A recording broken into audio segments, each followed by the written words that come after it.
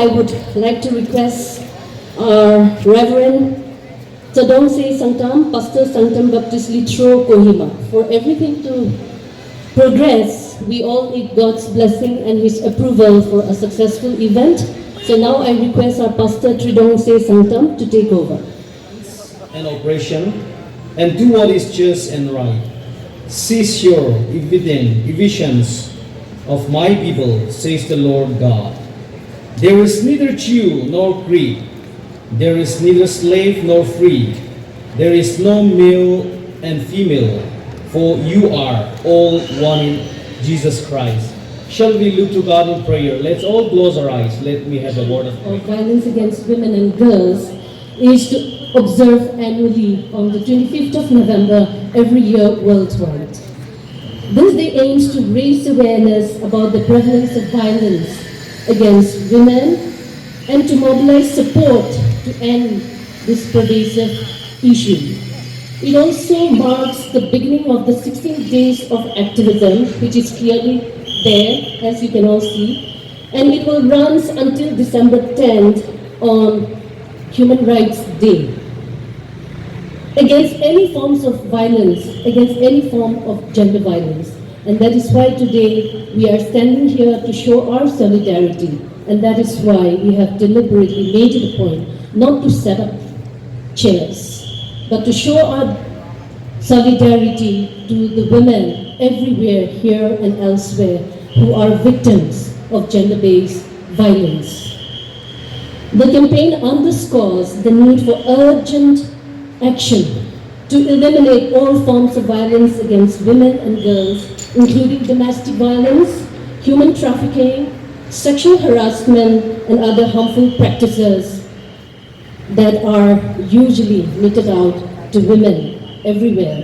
It provides an opportunity for government, organizations, and individuals to advocate for policy changes, support survivors, and work towards creating a world free from gender-based violence. So I'm very happy you all are here. Had your presence not been here, our voice would not matter. We thank you so much in spite of the harsh sun, you're here. So now I will move on to the next part of the day that the Lord has made us we rejoice. We give you thanks, Lord. We are here with a purpose in your name, Lord. As a human, we have got lots of weaknesses in our lives, but you are perfect, and you are God who created us. And Lord, of your saving grace, we could come and live together as a family in Christ, Lord. Even today, violence against women and girls remains one of the most prevalent, pervasive, and systematic human rights violations in the world, affecting more than an estimated 1 in 3 women. It continues to be mostly unreported due to impunity, silence, stigma, and shame surrounding it. Its manifestation encompasses physical, sexual, and psychological forms, some of which are highlighted in the ISC material that has been distributed to all of you. Unfortunately, the data from one-stop centers and women helpline in our state show that all types of violence, of gender-based violence cases reported, out of all the different types of violence that has been reported, the highest number has been that of domestic violence. This is very disturbing, and this is what is happening in our homes. The United Nations General Assembly has designated 25th November as the International Day for the Elimination of Violence against Women. This year's campaign theme, which is given here, says that to invest to prevent violence against women and girls, calls on citizens to show how much they care about ending violence against women and girls. Violence against women is an obstacle to achieving equality, development, peace, as well as to fulfillment of women and girls' human rights. The promise of the United Nations Sustainable Development Goals, SDG, and that of our state government's commitment in the Vision 2030 for gender equality says that gender equality and leaving no one behind. This cannot be fulfilled without first putting an end to the violence against against women and girls. The solution to end this menace lies in robust responses at various levels. At the central level, the Ministry of Rural Development, Government of India, is collaborating with the Ministry of Women and Child Development and several other relevant ministries in observing the Nai Chetna 2.0, a community-led campaign against gender-based violence from 25th November to 22nd of December, which symbolically aims to link violence against women and human rights and to emphasize that such violence is a human rights violation. Nagaland too has joined the rest of the world in commemorating this significant day at the state level, thereby launching the 16 Days of Activism against gender-based violence, which will be observed in the districts to be headed by the Deputy Commissioners as chairpersons of Mission Shakti. In carrying out this agenda, along with the Beti Bachao, Beti Parao, the district hubs for empowerment of women, and the one-stop center in conducting sensitization and awareness programs. The campaign culminates on Human Rights Day on the 10th of December. The odds are great, and you and I may know that someone who has experienced or is experiencing violence by wearing the purple ribbon, which has been given to all of you, purple ribbon badges.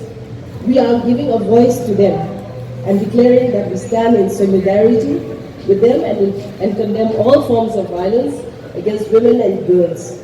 Every woman and child deserves to live without fear, abuse, threat, harm, and violence. Let us all be a part in ending this menace in our society. Now, before we proceed forward with the other items in the agenda, we will pledge. I will read out the pledge and I request condone or remain silent about domestic violence, sexual harassment, cybercrime, or any form of violence in our homes, communities, workplaces, and digital spaces.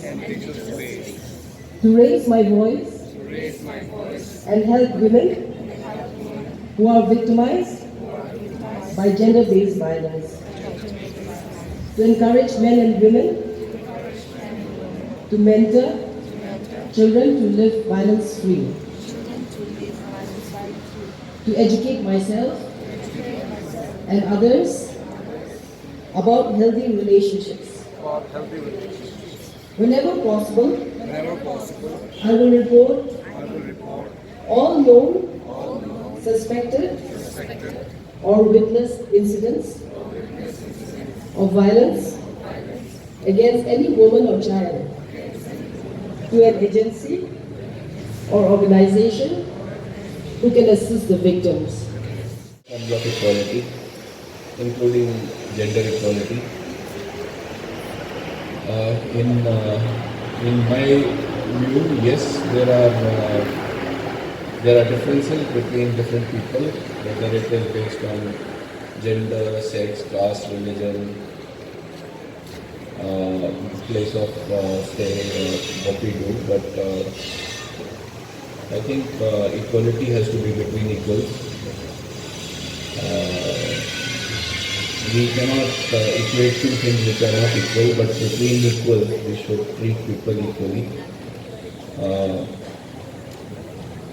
Sometimes we feel bad that women are given preferential treatment, but for my male friends who are there, we would not be here if they were not ladies.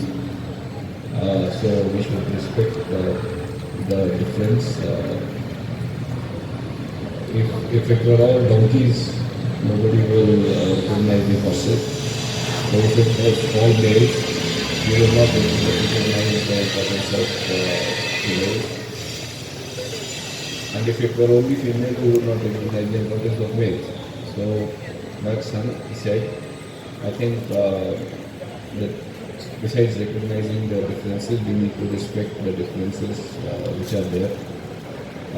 And within those differences, we need to actually also sort of give preferential treatment to people who we consider weak or who have some limitations in whatever form. Now, as the DGP, we are faced with problems with the police. Firstly, that in Nagaland police, we don't have 50% women, which actually is an ideal situation. We don't even have a 33% reservation, 33% numbers of women. Ours would be just about 10 to 12%, which essentially comes from the battalion and some other women police personnel. And we are handicapped in Nagaland police also to deal with women-related issues because of the shortage of women that we have. On our side, we have been trying our best to push up the numbers. In fact, for the girls or the ladies here, we have consciously decided that during the recruitment for the sub-inspectors and above, where we have to go to either the NPSC or the MSSP, we will request more than the 15-20% numbers so that we can push up the numbers to 33%. Because the state government, I think in 2017, had issued an order saying that in police, at least in the DFs, there will be 33% of women. So that percentage is very low. So we are just trying to push up those numbers. Why I am saying this is because to handle violence against women or abuse of women or discrimination against women, I think sometimes women are the best suited to address those issues or understand these issues. Let us all understand, whether it is males or females, that only a person who is being discriminated against can understand that he is being discriminated against. The person who is discriminating will not understand what is the problem. The person who is at the receiving end would understand what is the problem, and the same goes for violence against women and children. If we speak ill of women or we abuse women, whether it is physical abuse or mental abuse, as males we don't realize what we are saying. But it is the person who feels hurt who realizes that there is a hurt going on. So I think a part of this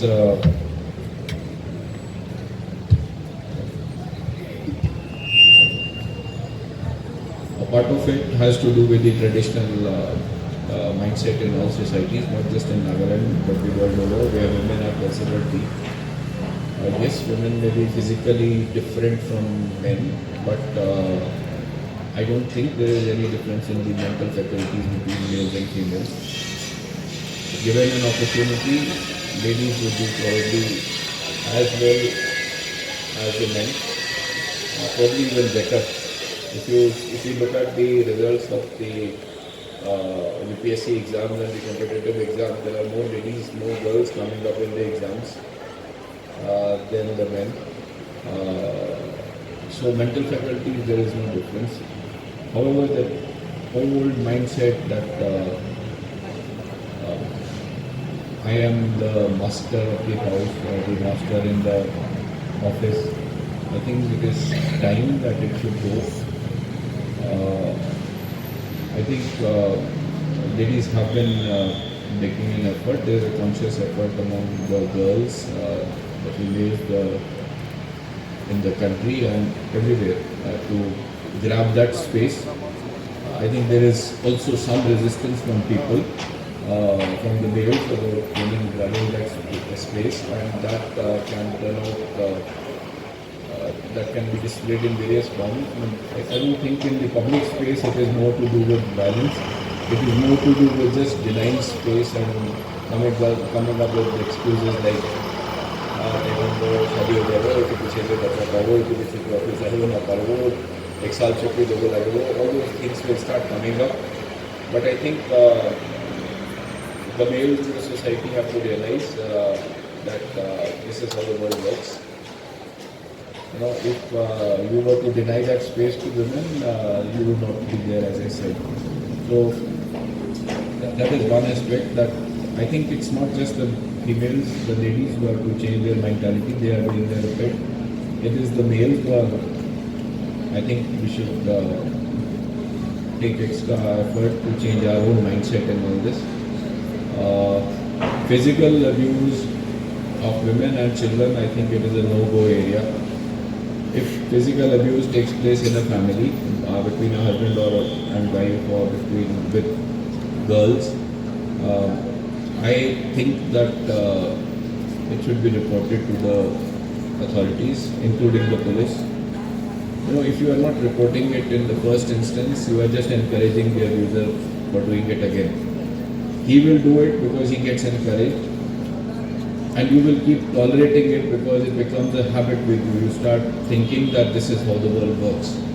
So I think the best way is to put a stop at the first instance where abuse is taking place or abuse is likely to take place. No, obviously likely to take place is a very difficult area to explain.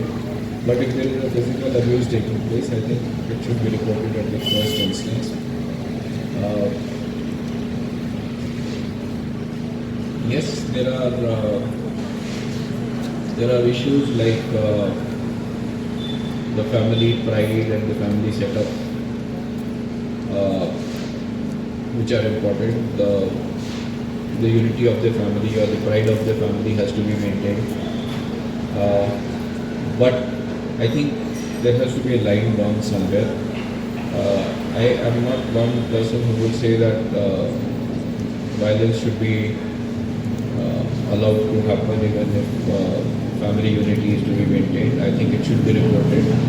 At the first instance itself, it is stopped, it will get stopped. If it is not stopped, it will keep happening. I would personally think that, I haven't got any figures with me, but I would personally feel that in instances of abuse, whether it is domestic abuse of a wife or children, these are not isolated cases of abuse. These are incidents, serial incidents of abuse where the husband has been doing it over a period of time. If that is the case, then I think women who are being abused or children who are being abused need to realize that if they had stopped it at the first instance, the last instance which they are dealing with will not happen. You know, sometimes it's also better to live in isolation rather than having to go through the trauma of living with a person which you are abusing you every day. So as a law enforcement officer, I would suggest that yes, we should have mechanisms. I think, let me admit, I haven't gone through the Domestic Violence Act, okay, but I think that we should develop mechanisms in coordination with the Department of Social Justice and Women and the Women Commission and all, where instances of abuse are reported and documented. Even if we don't have criminal cases, even if we don't register FIRs, these instances should be reported, because if it is a habit, that habit needs to be corrected, and that not only corrected, but if it is not nipped in the bud, it will spread. You know, it is very easy for people to realize that if I can beat up, someone else can also beat up, or that fellow is beating up his wife or children, someone else can be beaten up also. So I think we need to come up with sort of non-punitive measures of documenting violence or abuse of women and children. So not necessarily that he is to be punished, but some method where some action can be initiated or documented. Not necessarily again for punishing him, but even for the sake of putting other institutions, other mechanisms into place like counseling. Now, if we don't know how many cases of abuse are reported, how do we put up institutions for counseling? Now, counseling in Nagaland is a very nascent area. I don't think we have counselors in Nagaland, trained counselors. There will be only a handful of counselors, maybe 8 or 10. which is very less to deal with any issue of counseling, whether it is an issue of violence or psychological counseling or drug abuse or even clinical problems like psychiatrists and all. So we need to document this. I think there is a large scope of government-based or private sector counseling in Nagaland. Unfortunately, I'm not saying anything against the religious institution, but unfortunately I've witnessed that in Nagaland there is a tendency to equate prayer homes or visit to the churches as to equate these with counseling. This is not counseling. This is prayer and religious preaching which helps you morally. Okay, it doesn't help you clinically. It doesn't help you to be treated clinically. So there is a difference between visit to a say church or counseling. That is not counseling. That is probably religious counseling. That is not psychological counseling. So there is a huge area of deficit in Nagaland. I think maybe even the youngsters should be encouraged to pick up psychology and all these subjects because there is scope for employment, even if it is not government employment. There is a scope for private employment for psychologists in Nagaland. And I can tell you from my experience that it is really needed. We do not have systems where people can approach us for counseling, so I think it will be good if the Women's Commission can also look at this aspect and try to do some scope. We have the Sakhi one-stop center and all, but these are just reporting mechanisms. These are not essentially counseling mechanisms.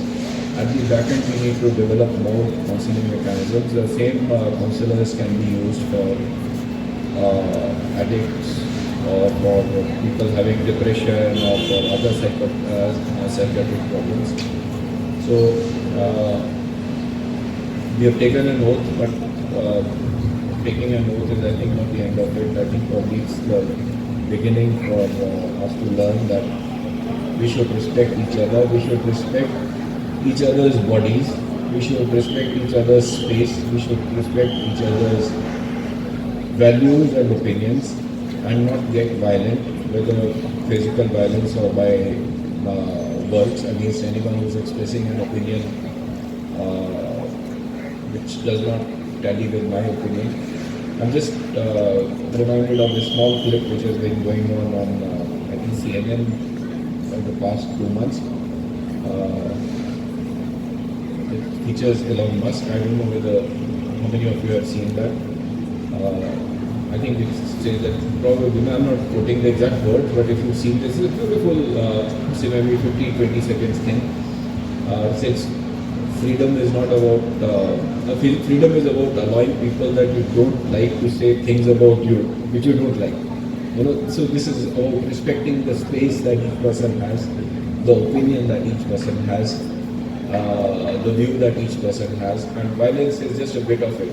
So if we start respecting each other's views and the space that each person deserves, I think it will be a better world for us to live in. I hope that despite whatever mechanism we have, we can strengthen some mechanisms more, add some more things required for preventing violence and abuse against women. Thank you very much. I hope this is the beginning and not the end, and I wish all the best for the next 16 days celebrations which are going to take place. Thank you very much. This violence and silence, both the words have same right. तो আমার খান লাগা সোসাইটিতে কিন্তু any violence against women কিন্তু বেশি silent করে আমার খান observe করিল একটা আমি হাল্লা গুলা না করে we are so stereotyped আমার খান লাগা upbringing time করার it's not about just women folk only, it's about both men and women. We are grown in such society where we accept something like it's nothing to do with, or it is not harming our society. एकदम accept करी लोग, silent থাকে. Silence of not only the victims, खाली victim Khan लगा silence नहीं, ये तो silence of those family members, neighbor, neighborhood te boha manu khan, neighbors khan. Then agencies also, those law implementing agencies, women organization also. Iman vocal to night, what I have observed. Things are changing. I'm not saying that what the things were in the past. कि past तक से इतना change हुआ नहीं. बोले भी इतो change तो इसी आस्ते आस्ते है ऐसा. इसी slow change है ऐसा. And that this time you can see that the theme is unite. Invest to prevent violence against women and girls. इतो key investment है. खाली पैसा लगा investment नहीं. It's the commitment of ourselves. We need to invest ourselves, our commitment, our effort. इधर पीछे थे all those organizations working in this field, legislation. हमारे खान लगा legislators खान भी. तो अरु भी हमारे Khan there are legislation, but अरु भी कोरा कोरी बोल लगे. कि ले whatever we are doing, still I think आगे ते भी एक ता data present करेगी ना sir. 1/3 of women in the whole world might have faced a kind of violence, maybe physical, maybe psychological, maybe sexual. तो face करेगी ना sir. And majority, maximum of that have gone ignored. Nobody has reported, nobody has objected. Norms माने की नाम खान मानी लोशना नहीं तो part and parcel of life है. So we need to change that. To change kuribo lage. It's all about changing our mentality. It's all about what the teachings we are giving to our younger generation. खाली Mikey Khan के ही तो को बोले नहीं कि don't do this, don't go in the night, invent करना कोई भी. It's equally important to educate male child also. खाली एक ता साइड पे ही फोकस करेले भाल ना होगा. नागालैंड हमारे ख्याल लगा नागालैंड तो सोसाइटी तो आई हैव ऑब्जर्व कि यते तो women के वायलेंस करा तो ईमान तो नहीं. बोले भी if you see country as a whole, there you will see that Mikey Khan के विषय दुख देख सके. तो I will not explain that. You all might be fan of many good serials in the evening. विषय serial साइकिल ना cycle वो सास बहू लगा तो विषय serial I cycle. But see, in a way, if these serials also are promoting such kind of behavior or activity, that needs to be alarmed. We need to press the buzzer alarm, but press puri bola ke whenever we observe such kind of violence. Silent ka thaki bola ke. तो ही request ase, Manu Khan sab Khan ke request ase. We are there to support. It is I think already circulated with all of you. There are many facilities, services available in the state for women and children. 181 women helpline number ase. Child helpline 1098 ase. इसके ऊपर से हमारे ख्याल लगा सखी one stop centre is there. So in case if you find any such kind of violence, please report. Do report us. Report न करा तक हमारे ख्याल action तो न लोगों पारे. So reporting is the first part. Rest other comes after that. तो मोरम पड़ा इतने ख्याल report करी था कि avail these services in case you find अपनी खान पाई ऐसे कि इसी को सर्विसेज भाल पूरा मालूम खान अवेल ना करी ऐसे. There are some lacunae, there are something need to be done to make the services more available to the people, more available to the women, child friendly ना, women friendly ना. तो इनको हमारे खान के जनाई देवी मोरम पड़ा, so that we can improve our service delivery to the every section of the society. तो आरु विषय पढ़ना था तो already you are there in front. And I am very thankful to Lenin कि यहाँ के एक भाग गाना को लेकर अपने खान के अलग अवेयर पूरी दिशा. So let's fight it together. तो program start हुआ time पे there was one song playing. I think you all were present. A million dreams it's gonna take. So I will just make a small change. A million efforts it's gonna take. Then only this society will be a just society, equal society, and a developed society. Development हुआ पाछे तो there is no equality among the gender. There is no meaning of such development. तो इतो तही मैं खट्टा पर इतो शेष करी दिया से मोलेगा speech. May God bless us all. Thank you. So we are very lucky to have her here, an ardent and strong proponent of our culture, especially our rich traditional heritage and textile. She is popularly known by her social media avatar, Mekla Mama. She is also responsible for the movement to wear and revive the Mekla again, and has given a whole new perspective and narration to our traditional textile, especially the Meklas. So aji tay ahigana mihan nagigan Mekla lagal aji rati tay aru jagina lahma wo bhi parede. So anyway, thank you so much Thea for being here, and I would like to invite you here on stage to give the recitation.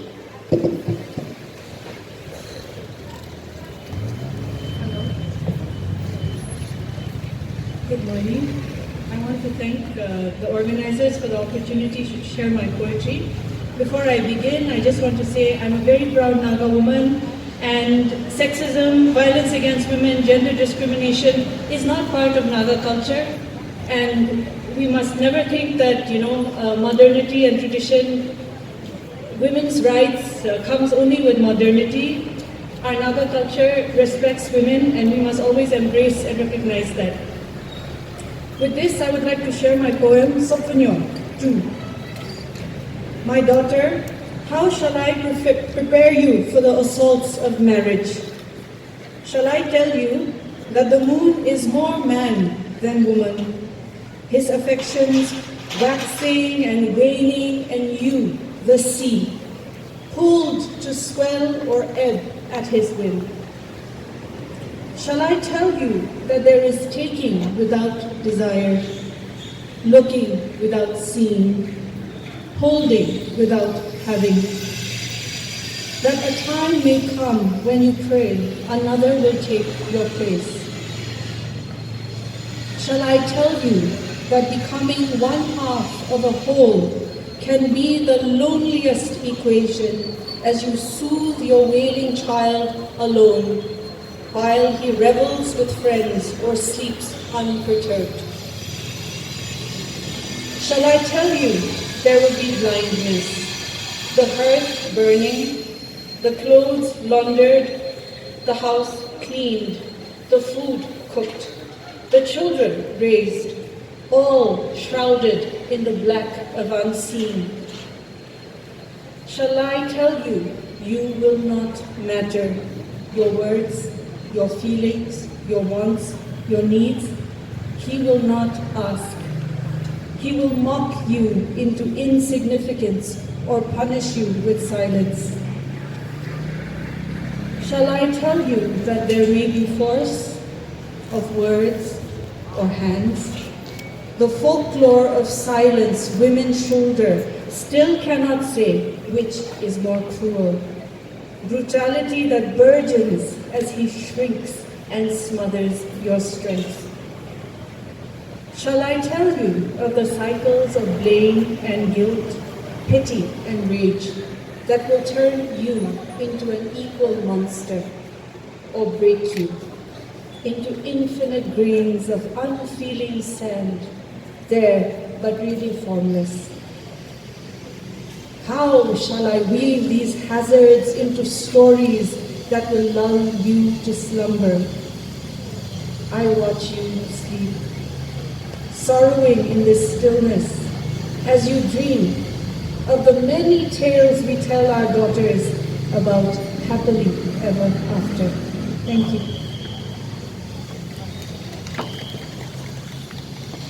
Well, I'm privileged to give the closing remarks of today's program. Violence against women and girls is a global pandemic that violates fundamental human rights. It is an issue that harms an individual and also has far-reaching consequences for families and for society at large. And when we talk of violence against women, we cannot leave out human trafficking, as probably 71% of trafficking victims are female, according to UN data. Therefore, we urge all to stand for the rights of vulnerable trafficked persons and also to initiate efforts to prevent and combat trafficking and to protect, assist, and provide Ritse to victims. As also spoken by our earlier speakers, we appeal to each one of you to help prevent violations of human rights and fundamental freedoms of women and girls, to devote attention to abolish practice and legislations that discriminate against females or those that perpetrate, to condone violence against them.